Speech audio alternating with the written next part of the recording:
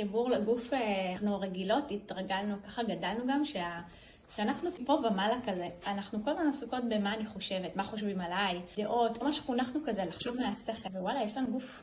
ושים לב, מה הגוף שלי מספר לי? כי הגוף שלנו מספר לנו מלא דברים, עולם ומלואו. השמה שלנו נמצאת בתוך הגוף, וכל הרגשות שלנו, הכל מתבטא גם בגוף, כלומר, הגוף זה חלק בלתי נפרד מאיתנו. יש דברים מוכרים גם, כן, שכואבת לי הבטן, נגיד, לפני איזה משהו גדול, מתרגשת ממשהו, אז כמו שאומרים, פרפרים בבטן. מרגישות איזושהי תחושה כזאת בגוף, שהיא מספרת לי על איזשהו רגש, על איזשהו משהו שאני חווה, משהו שעובר עליי.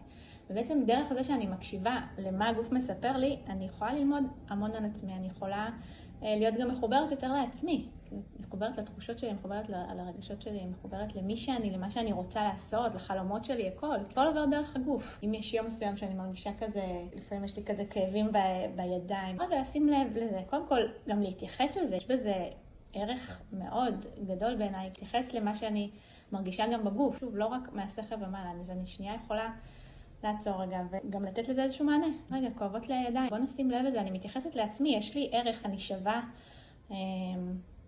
אני לא רק בן אדם שמתפקד ועושה וצריך להגיע לתוצאות. אני חיה פה, וזה ממש מאוד חשוב. גם איזושהי יכולת ללמוד על עצמי, וגם אני מאוד מאמינה גם דרך הגוף לבטא את עצמי. פעמים יש רגע שאני מרגישה שהוא תקוע, כאילו כמו איזה מחנק בגרון. בדרך התנועה אני יכולה לשחרר את זה, אני יכולה לנער את הידיים, ומשהו בזה משתחרר, משהו בזה יוצא. זה לא אומר שזהו, אני לעולם לא ארגיש את הרגש הזה. לא, זה תהליך שכל הזמן אנחנו עושים איתו עבודה. ממש כלי משמעותי.